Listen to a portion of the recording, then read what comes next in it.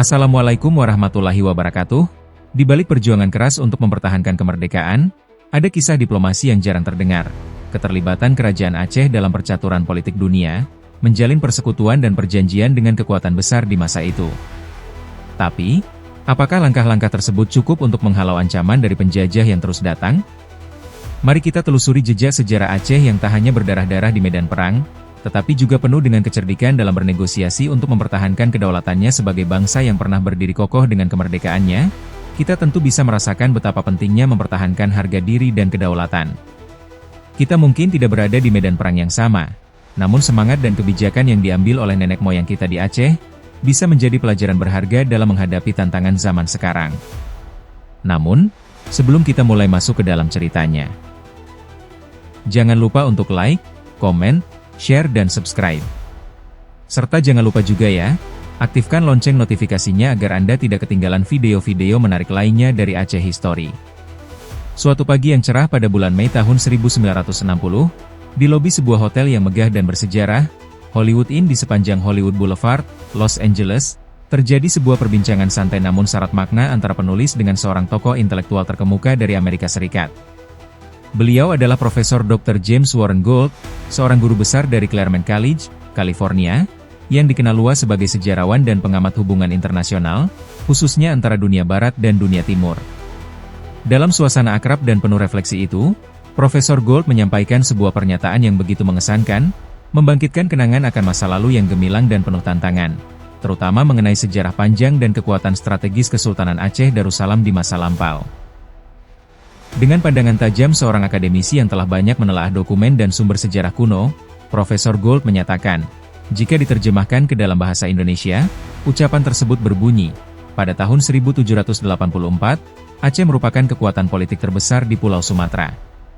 Di antara berbagai kerajaan yang ada, hanya Aceh yang memiliki keberanian untuk menolak pendirian benteng-benteng Eropa di wilayah kekuasaannya. Benteng-benteng ini sejatinya merupakan perintis dari gelombang kolonisasi, awal dari berbagai kesulitan yang akan muncul kemudian. Bangsa Eropa masih mengingat bagaimana kekuatan maritim Aceh pernah menggulung armada Portugis. Walaupun pada masa itu kekuatan Aceh mulai surut, pada masa jayanya, kekuasaan Aceh pernah mencakup separuh wilayah Sumatera, dari pantai barat sejauh Indrapura, kini wilayah Sumatera Barat, hingga ke timur sejauh Sungai Asahan. Namun, seiring waktu, wilayah kontrol Aceh menyusut, tinggal meliputi Baros di barat dan Batu Bara di timur. Ucapan tersebut bukan sekadar komentar sejarah biasa. Ia merupakan penegasan dari seorang pengamat luar bahwa Kesultanan Aceh pernah menjadi aktor politik dan militer paling dominan di Pulau Sumatera. Dalam dunia internasional yang saat itu tengah dipenuhi manuver kolonialisme Eropa, hanya Acehlah satu-satunya kekuatan lokal yang dengan berani menolak pendirian benteng-benteng Eropa di wilayah kekuasaannya. Penolakan ini bukan sekadar tindakan defensif, melainkan strategi geopolitik yang sangat cerdas. Benteng-benteng tersebut, yang oleh Profesor Gould disebut sebagai inevitable precursors of difficulties, pada hakikatnya adalah langkah awal penjajahan, simbol penguasaan, pusat logistik, dan pangkalan militer yang menjadi alat kontrol atas sumber daya dan jalur perdagangan lokal. Aceh sadar benar bahwa di balik tawaran dagang dan diplomasi Eropa tersembunyi niat dominasi. Dan karena itulah, Aceh memilih untuk mempertahankan kedaulatannya secara mutlak.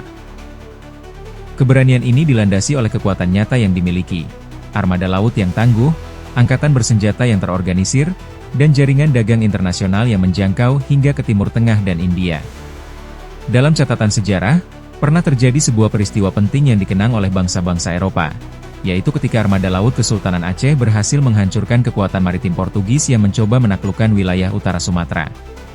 Peristiwa ini bukan hanya simbol kemenangan militer, tetapi juga penanda bahwa bangsa Nusantara mampu menandingi kekuatan global yang kala itu dianggap tak terkalahkan. Namun, seperti halnya semua kerajaan besar dalam sejarah umat manusia, kekuasaan Aceh pun mengalami pasang surut.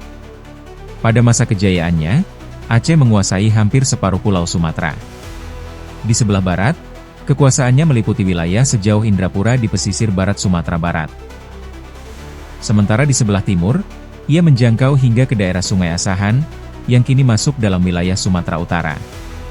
Wilayah ini mencerminkan kontrol Aceh atas jalur-jalur perdagangan penting, pelabuhan strategis, serta sumber daya alam yang melimpah, mulai dari lada, emas, hingga hasil bumi lainnya yang menjadi komoditas internasional. Namun seiring berjalannya waktu, tekanan dari luar negeri, konflik internal, serta perubahan dinamika ekonomi politik membuat wilayah kekuasaan Aceh menyusut. Dari yang semula luas membentang, kemudian hanya tinggal mencapai Baros di sebelah barat dan Batubara di sebelah timur. Penyusutan ini menunjukkan betapa dinamisnya perjalanan sejarah. Tidak ada kekuasaan yang abadi, tetapi jejaknya tetap hidup dalam ingatan kolektif dan kajian sejarah. Yang menarik dari pengakuan Profesor Gold adalah pengakuan terhadap kecanggihan diplomasi dan kekuatan militer Aceh, jauh sebelum bangsa-bangsa lain di Asia Tenggara mampu menandingi kekuatan Eropa. Aceh tidak hanya bertahan, tetapi pernah menjadi pengimbang dalam percaturan global. Dalam era modern ini, ketika kita berbicara tentang teknologi maritim, strategi geopolitik, dan pertahanan kedaulatan, pengalaman Aceh pada abad ke-17 hingga ke-18 adalah pelajaran berharga yang layak digali kembali. Maka, ucapan Profesor Dr. James Warren Gould tidak hanya merupakan kilasan nostalgia, tetapi juga pengingat akan kapasitas bangsa ini di masa lampau untuk berdiri sejajar, bahkan unggul, di hadapan kekuatan dunia. Aceh bukan sekadar sebuah nama dalam buku sejarah, ia adalah simbol perlawanan, kemandirian, dan kejayaan teknologi serta strategi bangsa Nusantara yang perlu kita pahami, kaji, dan wariskan kepada generasi mendatang. Tidak kalah membekas dalam hati saya dari ucapan Profesor Dr. James Warren Gould, adalah pandangan jujur dan tajam dari seorang penulis terkemuka asal Belanda, Paul van de Veer, dalam karyanya yang berjudul The Aceh Oorlog. Buku tersebut, yang telah diterjemahkan ke dalam bahasa Indonesia oleh Abu Bakar, merupakan salah satu catatan paling penting dari perspektif Belanda mengenai konflik berkepanjangan antara kolonialisme Belanda dan Kesultanan Aceh Darussalam. Dalam tulisannya, Van de Veer menggambarkan Aceh bukan sebagai wilayah yang mudah ditundukkan atau disamakan begitu saja dengan kerajaan-kerajaan lain di Nusantara. Dengan nada penuh penghormatan, ia menulis, Aceh bukan Jawa, tetapi juga bukan Siak. Aceh sanggup mempertahankan dirinya sendiri dan kemakmurannya termasuk sedang tanpa pernah dicampuri urusannya oleh Belanda. Aceh mempunyai hubungan ekonomi dan politik internasional, dan pada tahun 1873 sekurang-kurangnya Aceh memiliki seorang pejabat pemerintah yang sangat cakap serta bijaksana sebagai mangku bumi, yaitu Habib Abdurrahman El-Zahir. Pernyataan ini menyingkap tabir penting dalam sejarah regional Asia Tenggara. Dalam konteks hegemoni kolonial, sebagian besar kerajaan di Nusantara pada abad ke-19 telah tunduk atau setidaknya bersikap kompromistis terhadap kekuasaan Belanda. Namun, Aceh berdiri berbeda. Ia tidak hanya menolak intervensi asing, tetapi juga berhasil mempertahankan tatanan sosial, politik, dan ekonominya secara mandiri. Dalam kondisi di mana kerajaan lain mulai bergantung pada sistem pemerintahan kolonial, Aceh justru tetap menjaga kedaulatan dan kemandirian internalnya. Ini adalah cerminan dari struktur pemerintahan yang kuat, elit politik yang berpendidikan tinggi, dan kesadaran geopolitik yang luar biasa dari para pemimpinnya. Salah satu tokoh sentral yang disinggung Van de Veer adalah Habib Abdurrahman El-Zahir, seorang mangku bumi atau Perdana Menteri Aceh yang dikenal karena kecakapannya dalam bidang diplomasi dan administrasi pemerintahan. Habib Abdurrahman bukan hanya seorang pemimpin lokal, melainkan figur intelektual internasional yang aktif membangun jaringan dengan dunia Islam, khususnya Timur Tengah, bahkan hingga ke Kesultanan Utsmaniyah. Ia mengerti benar bagaimana menghadapi diplomasi Barat dengan strategi Timur yang penuh keluasan. Dalam konteks sejarah, kehadiran tokoh seperti ini menunjukkan bahwa Aceh tidak kekurangan sumber daya manusia berkualitas yang mampu menghadapi tantangan global pada masanya. Lebih lanjut, Van de Veer dalam artikelnya menyampaikan betapa besarnya dampak Perang Aceh terhadap kebijakan kolonial Belanda.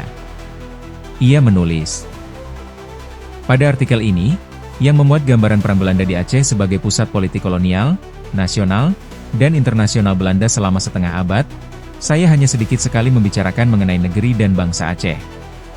Akan tetapi, kenyataannya dalam seluruh daerah pengaruh Belanda yang umumnya dinamakan Hindia Belanda, pada abad ke-19 tidak ada satu kerajaan pun yang dapat disamakan dengan Aceh.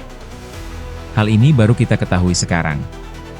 Sebuah perang yang telah berjalan selama setengah abad, dengan jumlah kematian 100.000 orang dan penghamburan uang setengah miliar rupiah pada masa abad ke-19 yang masih tinggi nilainya itu. Tetapi, hal ini tidak disadari pada tahun 1873. Jangankan di negeri Belanda, di Jawa pun orang tidak mempunyai sedikit gambaran tentang keadaan yang sebenarnya mengenai bangsa Aceh ini. Pernyataan ini menyadarkan kita bahwa sejarah Aceh tidak sekadar catatan lokal, melainkan bab penting dalam sejarah imperialisme global. Perang yang berlangsung selama lebih dari 5 dekade, dengan korban jiwa mencapai 100.000 orang dan kerugian ekonomi yang luar biasa, menjadi bukti bahwa Aceh bukanlah negeri kecil yang mudah dikuasai. Bahkan pada masa itu, pemerintah kolonial sendiri, baik di Belanda maupun di pusat kekuasaan mereka di Batavia, tidak sepenuhnya memahami kekuatan serta ketahanan budaya dan militer bangsa Aceh. Di luar tulisan-tulisan modern, catatan sejarah mengenai kebesaran Aceh juga datang dari sumber-sumber klasik, seperti karya William Marsden, seorang orientalis dan ahli bahasa yang menulis buku terkenal The History of Sumatra. Marsden menegaskan bahwa Kesultanan Aceh adalah salah satu kerajaan paling kuat di Asia Tenggara, yang kekuatannya tercermin dari kemampuan militernya dalam menguasai jalur perdagangan vital di Selat Malaka. Salah satu peristiwa yang dicatat adalah keberhasilan Angkatan Laut Aceh menghancurkan armada Portugis pada tahun 1575. Kejadian ini menggambarkan kedahsyatan kekuatan maritim Aceh yang dalam catatan Marsden digambarkan sebagai kabut hitam yang menutupi Selat Malaka. Ini bukan sekadar metafora puitis, melainkan penggambaran nyata akan dominasi armada Laut Aceh yang mampu menutupi dan menguasai jalur pelayaran internasional di salah satu selat tersibuk dunia. Tokoh sentral dalam keberhasilan tersebut adalah Laksamana Raja Meuputa, seorang panglima perang yang bukan hanya melegenda di wilayah Nusantara, tetapi juga tercatat dalam sejarah global. Namanya pernah disebut dalam surat pribadi Ratu Elizabeth I dari Inggris, yang disampaikan kepada Sultan Aceh melalui Sir James Lancaster pada tahun 1602. Surat ini merupakan bagian dari misi diplomatik Inggris untuk menjalin hubungan dagang dan politik dengan Aceh, tanda betapa dihormatinya posisi Aceh dalam percaturan global. Dengan demikian, dari berbagai sudut pandang, baik dari akademisi Amerika seperti Profesor Gould, penulis kolonial Belanda seperti Van de Veer, maupun orientalis Eropa seperti Marsden, semua sepakat bahwa Aceh bukanlah entitas biasa. Ia adalah kerajaan maritim yang tangguh, pusat intelektual dan spiritual, serta aktor geopolitik yang menentukan dalam sejarah regional maupun global. Keberanian, kecerdasan, dan ketahanan bangsa Aceh menjadi warisan sejarah yang patut kita teladani dan lestarikan dalam kehidupan berbangsa hari ini. Pada masa keemasan Kesultanan Aceh Darussalam, sekitar abad ke-16 hingga awal abad ke-17, dunia menyaksikan kemunculan sebuah kekuatan Islam maritim yang disegani di kawasan Asia Tenggara. Letak Aceh yang strategis di ujung barat Pulau Sumatera, persis di mulut Selat Malaka, jalur perdagangan internasional paling vital kala itu, membuatnya menjadi magnet diplomatik bagi kerajaan-kerajaan besar Eropa yang sedang giat melakukan ekspansi dagang dan pengaruh kekuasaan. Pada masa itu, tidak sedikit kerajaan dari benua Eropa yang datang dengan niat menjalin hubungan muhibah, menjalin diplomasi dan persahabatan atas nama perdagangan dan pertukaran budaya. Namun, sejarah juga mencatat bahwa sebagian di antaranya menyimpan agenda tersembunyi, keinginan untuk menguasai Aceh dengan cara yang halus dan bertahap. Di balik balutan diplomasi dan pertemanan, terselip hasrat imperialistik yang menjadi ciri khas kebijakan luar negeri Eropa kala itu. Salah satu peristiwa penting terjadi pada bulan November tahun 1600, ketika kerajaan Belanda, melalui Kongsi Dagang Hindia Timur yang baru terbentuk, mengutus seorang pejabat tinggi bernama Paulus van Caerden untuk menghadap langsung kepada Sultan Aceh. Kunjungan ini bukan kunjungan biasa. Paulus van Caerden disambut dengan upacara kebesaran penuh tata krama istana yang luhur, menandakan bahwa Aceh menghargai diplomasi dan memegang teguh adat penerimaan tamu negara. Tidak berhenti di situ, sebagai bentuk timbal balik yang mencerminkan kematangan dalam hubungan internasional, Sultan Aceh mengutus 2 duta luar biasa ke negeri Belanda pada tahun berikutnya, yakni 1601. Salah seorang di antaranya adalah Wazir Abdus Samad, tokoh penting dalam pemerintahan Aceh. Sayangnya, beliau wafat dalam perjalanannya dan dimakamkan di tanah Eropa. Sebuah bukti bahwa hubungan Aceh dan Belanda telah melampaui sekadar urusan dagang menjadi hubungan antar bangsa yang bermartabat. Tidak hanya Belanda, Inggris pun menunjukkan perhatian serius terhadap Aceh. Pada tahun 1602, Ratu Elizabeth I, salah satu raja paling berpengaruh dalam sejarah Inggris, mengutus seorang utusan khusus bernama Sir James Lancaster ke Kesultanan Aceh. Kedatangan Lancaster merupakan tonggak penting dalam sejarah hubungan Aceh-Inggris. Sebab, selain membawa surat pribadi dari sang ratu, Lancaster juga membawa hadiah-hadiah mewah sebagai tanda hormat dan persahabatan. Surat dari Ratu Elizabeth diserahkan kepada Sultan Aceh dalam sebuah upacara resmi yang sangat sakral, menyerupai tradisi diplomatik penyerahan surat kepercayaan oleh seorang duta besar. Sultan Aceh membalas penghormatan ini dengan cara yang mengagumkan. Setelah prosesi penyerahan surat dan pemberian hadiah selesai, Sang Sultan mengundang Lancaster menuju ruangan Andrawina, ruang jamuan megah dalam kompleks istana, yang telah disiapkan dengan penuh keanggunan dan simbol kekuasaan. Dalam ruangan tersebut, segala sesuatu mencerminkan kejayaan. Makanan dan minuman tersaji dalam peralatan makan yang seluruhnya terbuat dari emas, memperlihatkan kemakmuran dan estetika tinggi yang dimiliki Istana Aceh. Bukan hanya benda mati yang mempesona, kehadiran darah-darah Aceh yang anggun, berpakaian indah dengan perhiasan emas bertatahkan permata berkilauan, mengisi ruang tersebut dengan tarian-tarian elok yang mencerminkan budaya tinggi bangsa Aceh.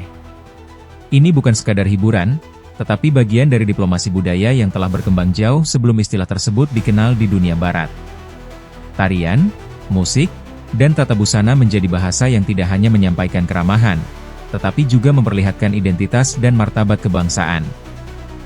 Yang tak kalah menarik dan mencerminkan kemajuan Aceh adalah posisi perempuan dalam struktur kekuasaan istana. Pada masa itu, Kesultanan Aceh telah menempatkan perempuan dalam jabatan-jabatan tinggi dan strategis yang bahkan belum tentu diberikan kepada perempuan di banyak kerajaan Eropa pada masa yang sama. Sebagai contoh, posisi protokol istana dan komandan pasukan pengawal wanita dipegang oleh Laksamana Keumalah Hayati, tokoh perempuan legendaris yang dikenal karena keberaniannya memimpin armada laut melawan penjajah.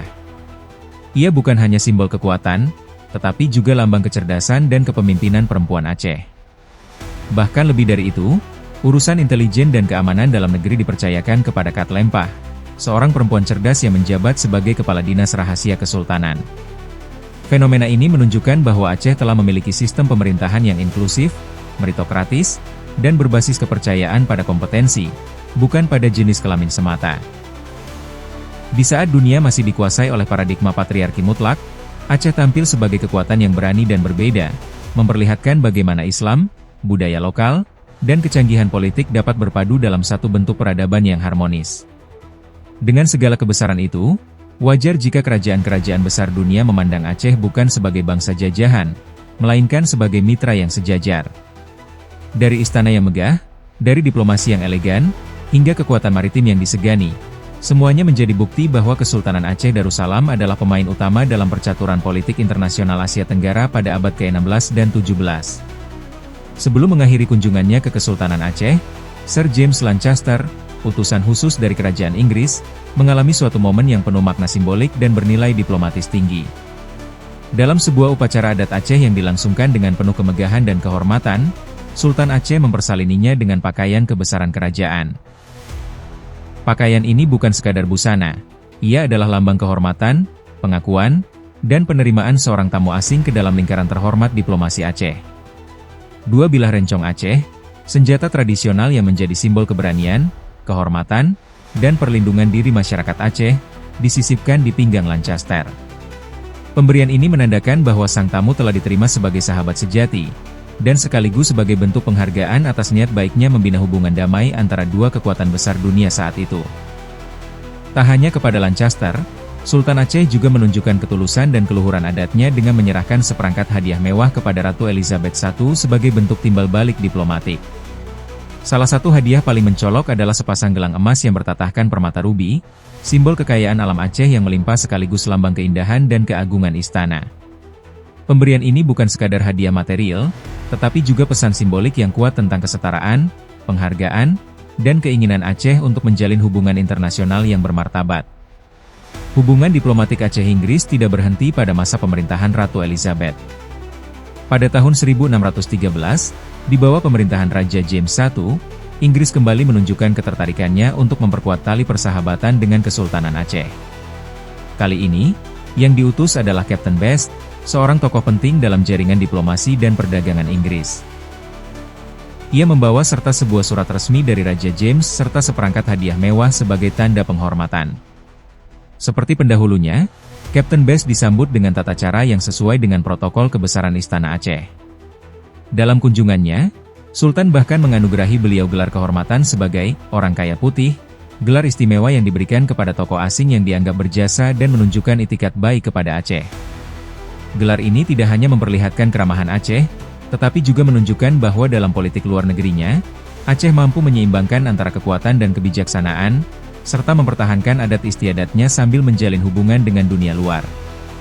Sementara itu, Prancis sebagai kekuatan Eropa lainnya yang juga tengah berlomba mencari pengaruh di Asia Tenggara, tidak ingin ketinggalan. Pada akhir tahun 1620, kerajaan Prancis mengutus Jenderal Beaulieu, seorang perwira tinggi yang juga ditugaskan memimpin sebuah skuadron angkatan laut, sebagai utusan resmi kerajaan. Tujuannya jelas, menjalin hubungan dagang dan diplomasi dengan Aceh serta mendapatkan akses terhadap sumber daya alam yang luar biasa melimpah di tanah rencong tersebut. Pada bulan Januari 1621, Jenderal Beaulieu tiba di pelabuhan Aceh, membawa seperangkat hadiah berharga seperti halnya utusan dari Inggris dan Belanda sebelumnya. Namun, berbeda dengan lancarnya misi Lancaster dan Captain Best, perjalanan diplomatik Beaulieu berakhir dengan kegagalan. Dari awal kedatangannya, sikap Jenderal Beaulieu yang mencerminkan arogansi dan niat tersembunyi untuk mengeksploitasi sumber daya Aceh tidak luput dari pengamatan para pejabat istana. Karakteristik tamak dan serakah yang ditunjukkan Beaulieu, ciri khas dari semangat imperialis yang dibawa oleh banyak utusan Eropa kala itu. Menimbulkan ketidaksenangan di pihak Sultan dan para pembesarnya. Aceh, yang sejak lama menjunjung tinggi etika diplomasi dan menghargai kehormatan bangsa, tidak memberi tempat bagi utusan yang membawa misi tersembunyi dengan cara yang kasar dan tidak beretika. Kegagalan Beaulieu merupakan cerminan dari ketegasan Kesultanan Aceh dalam menjaga kedaulatan dan martabatnya. Meski terbuka terhadap hubungan diplomatik dan perdagangan internasional, Aceh tidak pernah mengorbankan prinsip-prinsip kedaulatan dan kehormatan hanya demi keuntungan ekonomi semata. Aceh menyeleksi dengan cermat setiap niat dan maksud dari utusan asing, dan tidak segan-segan menolak jika terlihat adanya gelagat penjajahan terselubung. Dalam keseluruhan kisah ini, tampak jelas bahwa Aceh pada masa itu bukan sekadar kerajaan lokal di pinggiran dunia. Ia adalah aktor internasional yang aktif dalam diplomasi global, memiliki tata cara kenegaraan yang tinggi, serta memainkan peran strategis dalam geopolitik Asia Tenggara. Kesultanan Aceh menjadi cermin dari bagaimana dunia Islam Nusantara mampu berdiri tegak di tengah gempuran kolonialisme, dengan kepala tegak, penuh martabat, dan kebijaksanaan. Pertanyaan mendasar yang patut diajukan adalah, apa gerangan yang membuat negara-negara besar Eropa begitu tergiur dan tertarik untuk menjalin hubungan, bahkan sampai ingin menguasai Kesultanan Aceh? Jawabannya terletak pada dua aspek utama yang sangat menentukan dalam peta politik dan ekonomi global saat itu. Posisi geografis yang amat strategis dan potensi kekayaan ekonomi yang luar biasa. Aceh terletak di ujung utara Pulau Sumatera, persis di pintu gerbang Selat Malaka, salah satu jalur perdagangan tersibuk di dunia sejak abad pertengahan hingga sekarang. Kedudukan ini menjadikan Aceh bukan sekadar titik transit, melainkan pengendali lalu lintas laut antara timur dan barat. Maka tidak mengherankan jika kerajaan-kerajaan besar di Eropa melihat Aceh sebagai kunci strategis yang harus didekati, dikuasai, atau setidaknya dijadikan sekutu demi kepentingan politik dan ekonomi mereka. Namun bukan letak geografis saja yang membuat Aceh begitu memikat. Kekayaan alamnya, khususnya di sektor pertanian dan tambang, menjadikan negeri ini sebagai mutiara ekonomi di kawasan Asia Tenggara. Pada masa kejayaannya, Aceh dikenal luas sebagai gudang lada dan pinang di Pulau Sumatera. Di peta perdagangan dunia, pantai barat Aceh bahkan mendapat julukan The Pepper Coast, Pantai Lada, karena besarnya produksi dan ekspor lada hitam. Sementara pantai utara dan timurnya dijuluki Betelnut Coast, Pantai Pinang, karena banyaknya perkebunan pinang yang menjadi komoditas ekspor penting lainnya. Kawasan Aceh Barat dan Aceh Selatan menjadi pusat dari kegiatan ekonomi yang sangat hidup. Di sana, terbentang perkebunan lada sepanjang tak kurang dari 75 km, mulai dari Trumon hingga Kedaya. Pelabuhan-pelabuhan seperti Kluet, Tapak Tuan, Meuke, Labuhan Haji, Susoh, Kuala Batu, Maulaboh, hingga Daya menjadi simpul-simpul ekonomi yang menghubungkan Aceh dengan dunia internasional. Di antara pelabuhan-pelabuhan itu, Susoh menempati posisi yang sangat istimewa sebagai pusat perdagangan lada dan galangan kapal-kapal niaga yang melayani rute-rute global. Sementara itu, Maulaboh dan Daya dikenal sebagai pusat pertambangan emas yang kaya dengan biji logam mulia, kekayaan yang tentu saja mengundang ketamakan para kolonialis. Setiap tahun, sepanjang pantai barat dan selatan Aceh ramai dipenuhi lalu lalang kapal-kapal asing, terutama dari Amerika Serikat, yang datang untuk mengangkut hasil bumi Aceh, terutama lada. Volume ekspor lada dari Aceh begitu besar hingga pada tahun 1818 saja, jumlah ekspor mencapai lebih dari 10 juta pon. Setengah dari jumlah itu, yakni sekitar 5 juta pon, dibawa oleh kapal-kapal dagang dari pelabuhan-pelabuhan besar Amerika seperti Salem, Boston, New York, Marblehead, Baltimore, dan Philadelphia. Harga per pon lada saat itu mencapai 4,7 sen dolar, jumlah yang terbilang tinggi pada masanya, sehingga tidak mengherankan jika perdagangan lada menjadi ladang emas bagi siapapun yang terlibat di dalamnya. Kondisi inilah yang kemudian memunculkan persaingan sengit di antara tiga kekuatan besar, Inggris, Belanda, dan Amerika Serikat.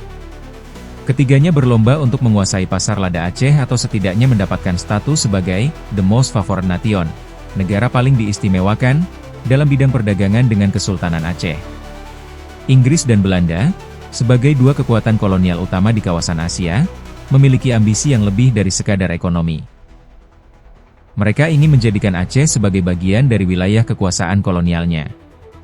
Mereka mengirim utusan diplomatik, menawarkan perjanjian dagang, dan dalam banyak kasus, menggunakan tipu daya atau bahkan kekerasan militer demi mencapai tujuan tersebut. Berbeda dengan Inggris dan Belanda, Amerika Serikat pada masa itu lebih fokus kepada keuntungan ekonomi murni. Meskipun tak memiliki ambisi kolonial secara terang-terangan, cara Amerika dalam berdagang pun kerap kali menunjukkan sikap licik dan mementingkan diri sendiri. Yang penting bagi mereka hanyalah keuntungan sebesar-besarnya, bahkan jika harus menipu atau memperdaya produsen lokal dan petani Aceh. Nasib petani tidak menjadi perhatian. Selama harga bisa ditekan dan hasil bumi bisa didapat murah, mereka tidak peduli terhadap dampak sosial maupun ekonomi di tingkat akar rumput. Dalam konteks inilah kita melihat bagaimana Aceh menjadi medan tarik-menarik kepentingan global. Ia bukan hanya kerajaan lokal yang hidup dalam ketenangan, tetapi justru pusat perhatian dunia. Keteguhan Aceh mempertahankan kedaulatannya dari gempuran asing selama berabad-abad menunjukkan bukan hanya kekuatan militernya, melainkan juga kecerdasan diplomatik dan kebijakan ekonomi yang matang. Aceh adalah contoh nyata bagaimana sebuah kerajaan di Nusantara mampu berdiri tegak di tengah pusaran ambisi global yang tiada henti. Dalam menghadapi bujuk rayu serta rongrongan kekuatan imperialis asing, kerajaan Aceh tidak hanya mengandalkan kekuatan militer semata, terutama angkatan lautnya yang terkenal tangguh di kawasan Asia Tenggara, tetapi juga memanfaatkan kekuatan diplomasi dengan cerdas dan bijaksana.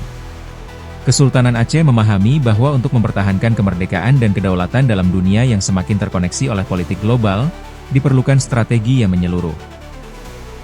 Kombinasi antara ketegasan militer dan keluasan diplomatik. Sebagai negara yang merdeka dan berdaulat, serta sebagai anggota masyarakat bangsa-bangsa di dunia, Kerajaan Aceh menjunjung tinggi prinsip hubungan antar negara yang setara dan saling menghormati.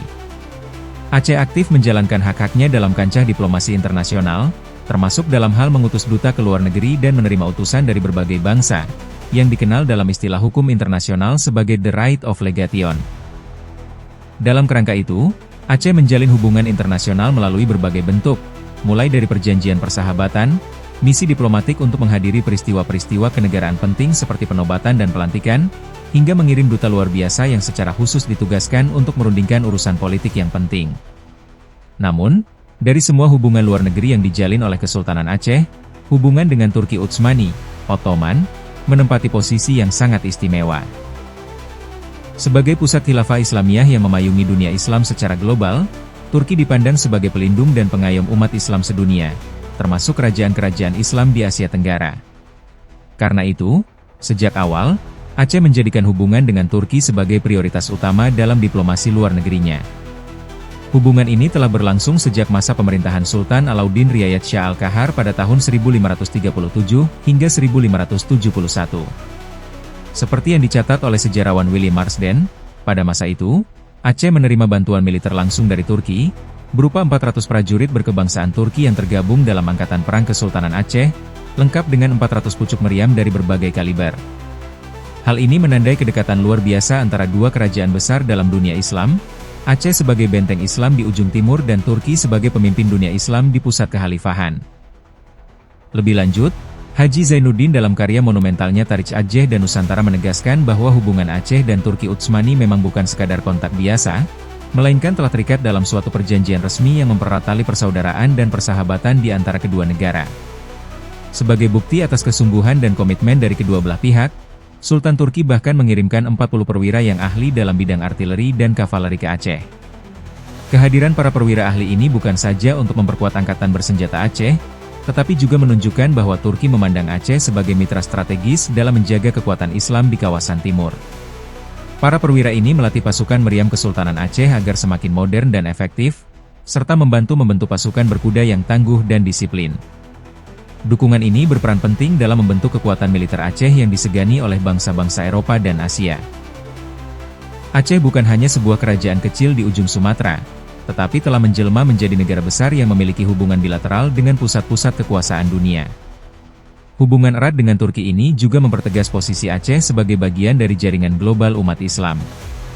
Di saat kekuatan kolonial mulai menggerus banyak kerajaan Islam di berbagai belahan dunia, Aceh tetap berdiri tegak dengan dukungan moral dan militer dari Khilafah Turki Utsmani. Kekuatan inilah yang menjadi salah satu kunci ketahanan Aceh dalam menghadapi gelombang kolonialisme dan imperialisme yang semakin menguat di abad-abad berikutnya. Persahabatan antara Kesultanan Aceh dan Khilafah Turki Utsmani terus berkembang dan diperkuat dari masa ke masa. Pada masa pemerintahan Sultan Mansur Shah tahun 1579 hingga 1586, hubungan itu semakin erat dengan adanya pernyataan resmi untuk saling bantu-membantu dan kebiasaan kirim-mengirim utusan muhibah antara kedua kerajaan. Diplomasi ini bukan sekadar simbolik, tetapi mencerminkan keseriusan kedua belah pihak dalam menjaga ukhuwah Islamiyah dan solidaritas geopolitik antar kerajaan Islam. Kemudian, pada masa pemerintahan Sultan Alauddin Riayat Shah Sayyidil Mukamil, kedekatan antara Aceh dan Turki semakin diperkuat. Dalam semangat persaudaraan Islam dan solidaritas strategis, Sultan Turki saat itu, Sultan Mustafa Han, mengirimkan sebuah bintang kehormatan kepada Sultan Aceh sebagai tanda penghargaan dan pengakuan resmi terhadap posisi Aceh di dunia Islam. Tidak hanya itu, Sultan Turki juga menyampaikan keputusan penting yang menjadi bukti kepercayaan dan pengakuan terhadap kedaulatan Aceh, yakni memberikan izin kepada kapal-kapal perang Kesultanan Aceh untuk mengibarkan bendera Turki di tiang benderanya. Ini merupakan suatu bentuk pengesahan simbolik bahwa Aceh adalah bagian dari keluarga besar umat Islam di bawah naungan Kekhilafahan Turki. Hubungan istimewa ini terus berlanjut dan bahkan ditingkatkan oleh para Sultan Aceh berikutnya. Pada masa kejayaan Sultan Iskandar Muda tahun 1607 hingga 1636, hubungan diplomatik dan militer antara Aceh dan Turki mencapai salah satu titik tertingginya. Untuk mempererat kembali tali persaudaraan dan memperkuat posisi Aceh dalam menghadapi ancaman asing, Sultan mengutus Panglima Nyak Dum memimpin suatu perutusan resmi ke Turki. Misi diplomatik ini tidak hanya berhasil secara politis, tetapi juga membuahkan hasil strategis yang nyata. Dalam perjalanan pulang ke Aceh, Panglima Nyak Dum tidak hanya membawa kenangan akan sambutan hangat dari Istana Turki, tetapi juga disertai oleh 12 orang perwira Turki yang ahli dalam berbagai bidang militer dan teknik. Ini menegaskan betapa besar perhatian dan dukungan yang diberikan Turki kepada Aceh. Tak hanya itu, Sultan Turki juga menghadiahkan sebuah meriam besar kepada Sultan Iskandar Muda. Meriam yang kemudian dikenal dengan nama Meriam Lada Sicupak, simbol hubungan diplomatik dan persenjataan strategis yang sangat berarti pada masa itu. Hubungan yang terjalin antara Aceh dan Turki juga tidak terbatas pada masa kejayaan Sultan Iskandar Muda. Bahkan di abad ke-19, saat situasi geopolitik dunia semakin kompleks dan tekanan kolonialisme Eropa semakin menguat, Kesultanan Aceh tetap menjaga relasinya dengan Turki. Pada tahun 1825, dalam perjalanan menghadiri upacara penobatan Kaisar Napoleon III di Prancis, Duta Luar Biasa Aceh, Teungku Said Muhammad Abdul Qadir, diperintahkan oleh Sultan untuk singgah ke Istanbul. Di sana, ia diterima dengan penuh kehormatan oleh pihak kerajaan Turki. Sebagai bentuk penghargaan atas usaha mempererat hubungan dua kerajaan Islam itu, Sultan Turki menganugerahkan kepada Teungku Said Muhammad Abdul Qadir sebuah bintang kehormatan dan lambang kebesaran Majidiyah, sebuah gelar kehormatan yang sangat prestisius di kalangan kerajaan-kerajaan Islam saat itu. Namun, memasuki penghujung abad ke-19, keadaan berubah drastis.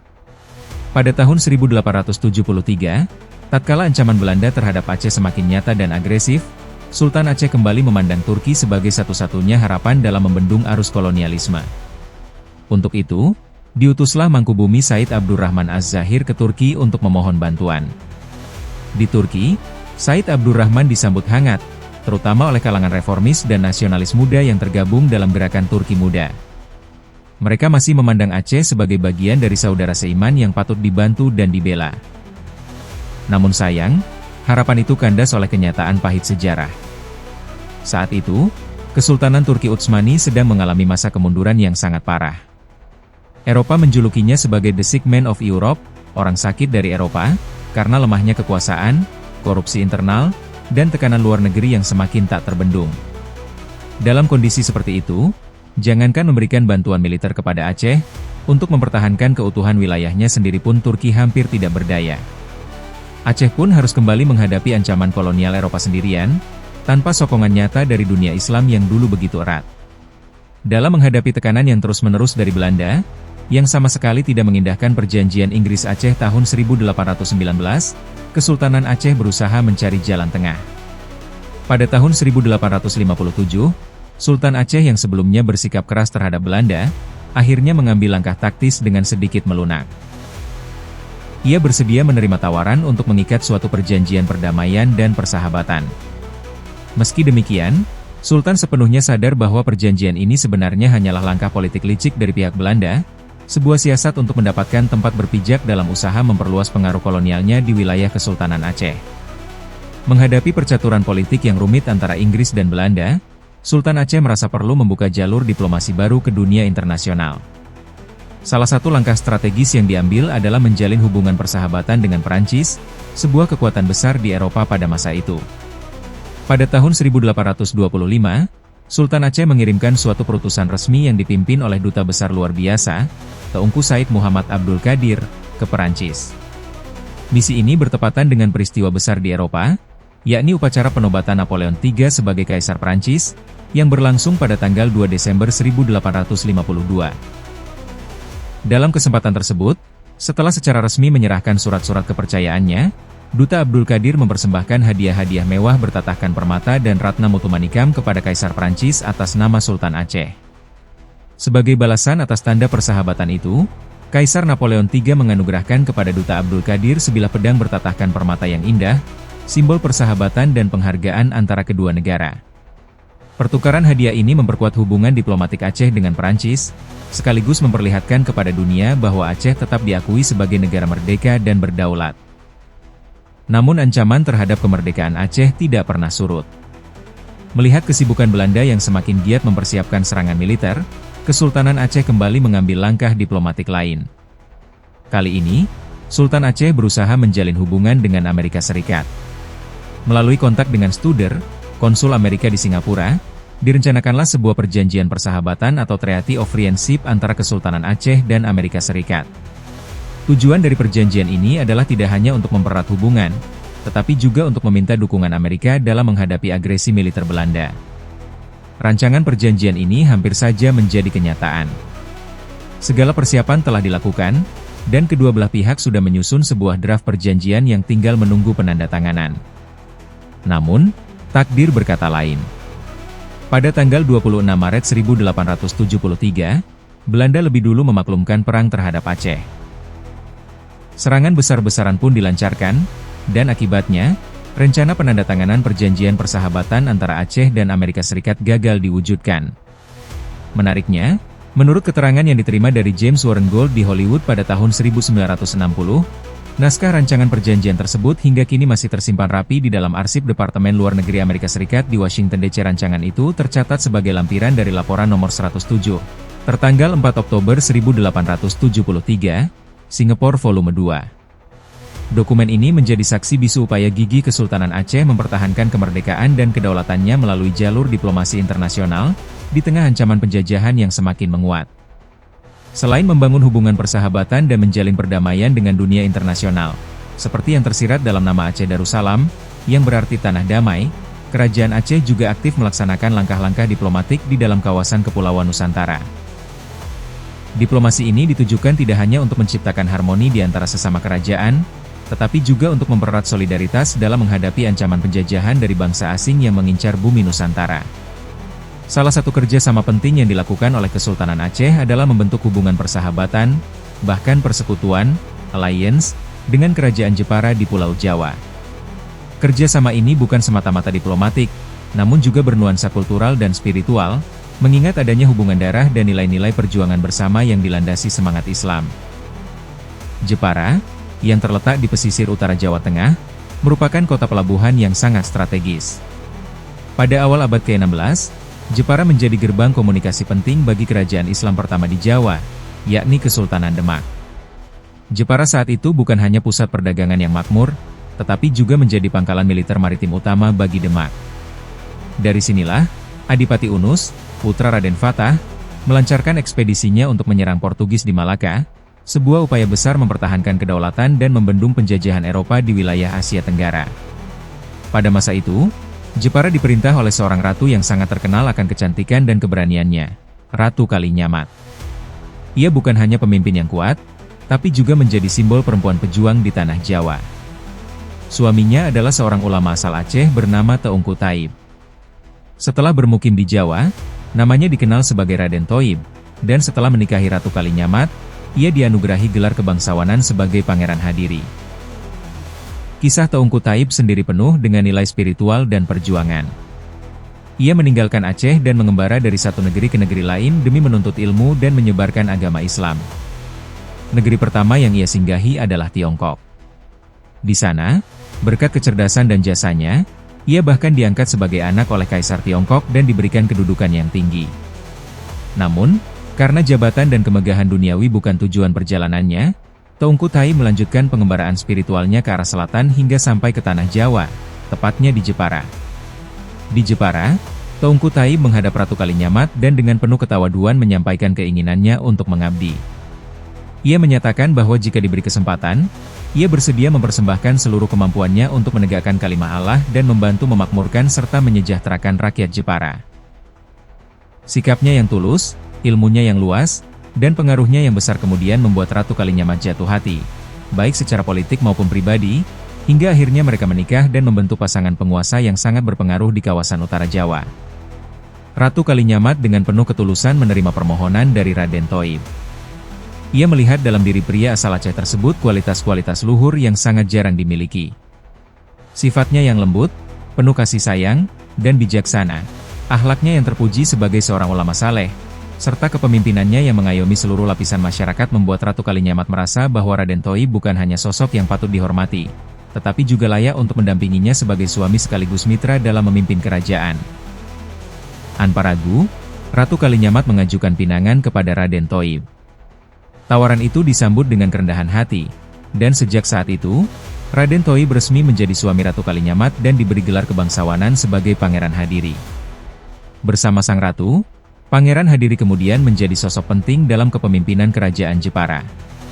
Keduanya dikenal sebagai pasangan yang sangat harmonis, saling mendukung dalam membangun kerajaan dan memperkuat posisi Jepara di mata kerajaan-kerajaan Islam lainnya di Nusantara. Cinta kasih di antara mereka bukan hanya terpancar semasa hidup, tetapi juga kekal hingga akhir hayat. Maka mereka pun didirikan berdampingan di belakang Masjid Mantingan, sekitar 7 km dari pusat kota Jepara. Makam itu dibangun sendiri oleh Pangeran Hadiri sebagai lambang cinta dan pengabdian kepada sang ratu dan rakyat Jepara. Hingga kini, setiap hari Senin dan Kamis Pon, maka mereka ramai diziarahi oleh masyarakat yang ingin mengenang dua tokoh besar kerajaan tersebut. Melihat kekuatan dan kedudukan strategis Jepara, serta latar belakang Islam yang sama, Kerajaan Aceh menilai Jepara sebagai sekutu yang sangat potensial. Jepara memiliki armada laut yang tangguh dan semangat jihad yang tinggi, terbukti dari keberaniannya melawan Portugis yang bercokol di Malaka. Oleh karena itu, Kesultanan Aceh berinisiatif menjalin hubungan persahabatan lebih erat dengan Jepara dan bahkan mengusulkan terbentuknya persekutuan militer, alliance, untuk menghadapi musuh bersama, Portugis. Pada tahun 1568, Sultan Aceh mengirimkan sebuah misi diplomatik yang terdiri atas beberapa duta besar ke Jepara. Misi ini bertujuan mempererat hubungan serta menawarkan kerja sama militer untuk menggempur Portugis di Selat Malaka. Namun, nasib berkata lain. Ketika kapal perang Aceh yang membawa rombongan perutusan tersebut berlayar melintasi Selat Malaka, mereka dicegat oleh armada Portugis yang jumlahnya jauh lebih besar. Dalam pertempuran yang tak seimbang itu, seluruh awak kapal Aceh ditangkap, dan dengan kejam dibantai. Perutusan pertama Kerajaan Aceh ke Jepara pun gagal total, dan misi mulia itu berakhir dalam duka.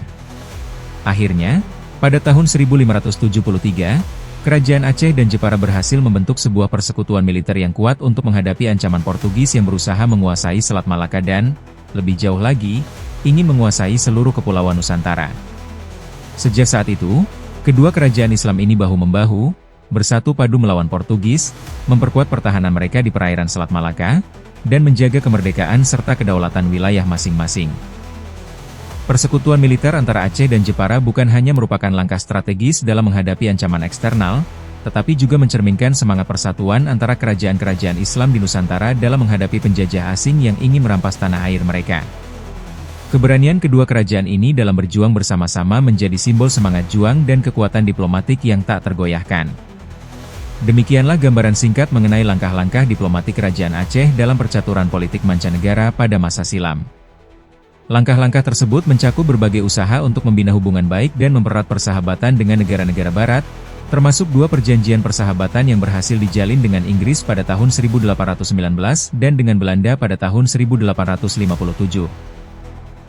Namun, meskipun rancangan perjanjian persahabatan dengan Amerika pada tahun 1873 sudah disusun, serangan Belanda terhadap Aceh yang terjadi lebih dulu menyebabkan perjanjian tersebut tidak sempat disahkan menjadi perjanjian resmi. Sebagai generasi penerus, kita hanya dapat mengenang dan menghargai segala upaya yang telah dilakukan oleh nenek moyang kita dalam mempertahankan kemerdekaan dan kedaulatan Kerajaan Aceh. Baik melalui perjuangan bersenjata di medan perang maupun melalui langkah-langkah diplomatik yang penuh kehati-hatian, perjuangan mereka tetap menjadi inspirasi dalam menjaga kedaulatan bangsa dan negara. Perjuangan Aceh tidak hanya tercatat dalam pertempuran, tetapi juga dalam kecerdikan strategi diplomasi yang mempengaruhi jalannya sejarah. Meski banyak upaya yang tidak berhasil, warisan perjuangan ini tetap hidup di hati kita. Mari kita renungkan bagaimana keberanian dan kebijaksanaan dalam bernegosiasi menjadi bagian dari identitas kita sebagai bangsa yang tak mudah menyerah. Sama seperti para pemimpin Aceh yang berjuang dengan segenap daya, kita pun bisa mengambil pelajaran dari keteguhan dan kecerdikan mereka untuk terus mempertahankan apa yang kita miliki. Terlepas dari tantangan, semangat itu selalu bisa menjadi inspirasi bagi kita semua. Terima kasih telah menonton video ini. Jika Anda merasa terinspirasi dan penasaran untuk menggali lebih dalam, jangan lupa untuk like, komen, share dan subscribe. Serta nyalakan lonceng notifikasinya agar Anda tidak ketinggalan video-video terbaru dari Aceh History. Mari kita teruskan perjalanan pengetahuan ini bersama, agar lebih banyak orang yang bisa belajar dari sejarah yang penuh misteri ini. Sampai jumpa di video berikutnya. Wassalamualaikum warahmatullahi wabarakatuh.